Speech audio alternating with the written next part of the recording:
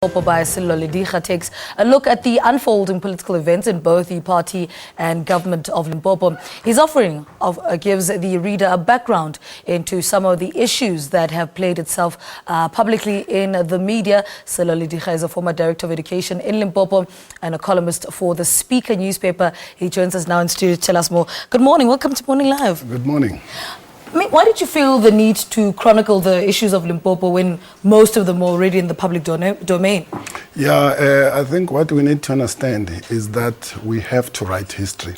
And if we have to write history, we have to write books. The fact that issues were in newspapers is actually not adequate, So I felt as a citizen of South Africa, as a resident of Limpopo, that what happened, and it's about 5 years ago, and I'm sure you remember the story, when schools ran out of textbooks, when clinics ran out of medicine, For me as a student of history, that is very important. And I must emphasize that it was also a very serious issue of misgovernance, And remember, the NC government has been in power for the last 20 years. I think the fall of Limpopo, because it really fell in the sense that financially things went so badly that there was no money to pay government workers and all that.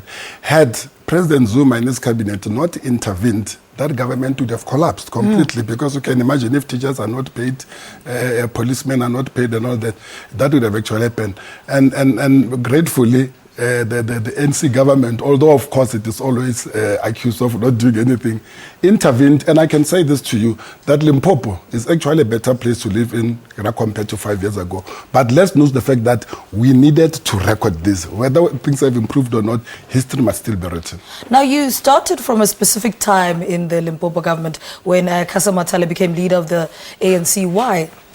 Look, I'm sure everybody knows this, that in 2007 we had the great titanic struggle between Jacob Zuma and Thabo Mbeki. And of course, in 2009, we had elections, general elections, That's when Mr. Matale came to power in 2009.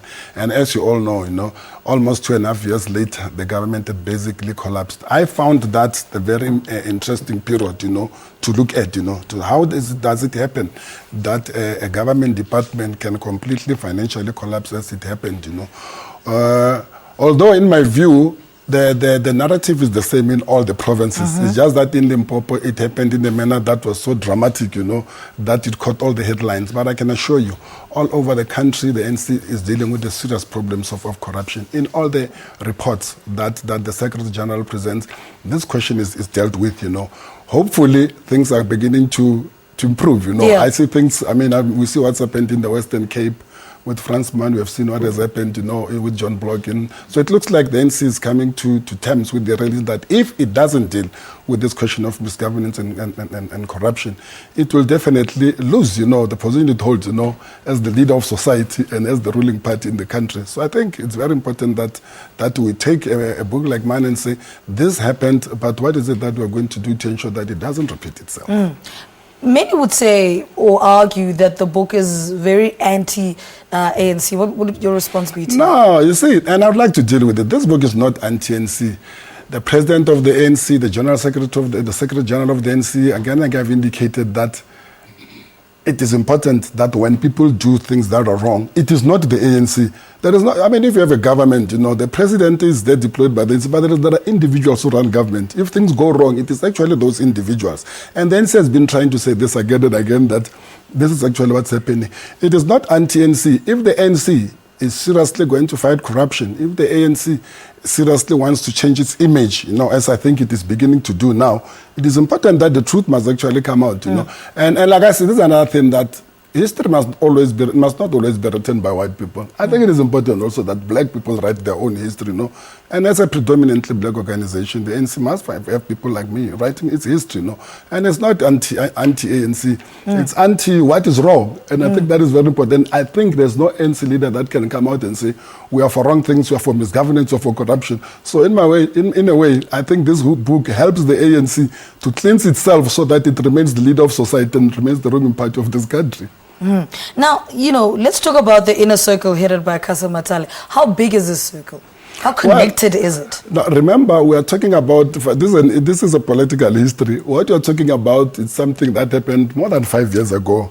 You know that after the fall of the government, what happened, as I've indicated to you, is that the national government took over Limpopo, and they actually sent administrators. You know, it's like we're ruled by colonial power. There was a guy called Mondetom who made sure that every cent that is spent is authorized by him, rendering the provincial government useless, you know. So that has happened. And since 2013, as you know, that there's been a change of leadership, that we are under the premiership of Mr. Stanley Mathabata, and I think Limpopo is a better place to live in as we speak today. But like I said, history still has to be recorded. Okay, Sello Lediga, thank you so much for talking to us, speaking to us about his book, Tenders and the Fall of Limpopo. Can I indicate? All right, so I'll try and see if I can give that away at the end of the show. All right, let's take a break. Stay with us.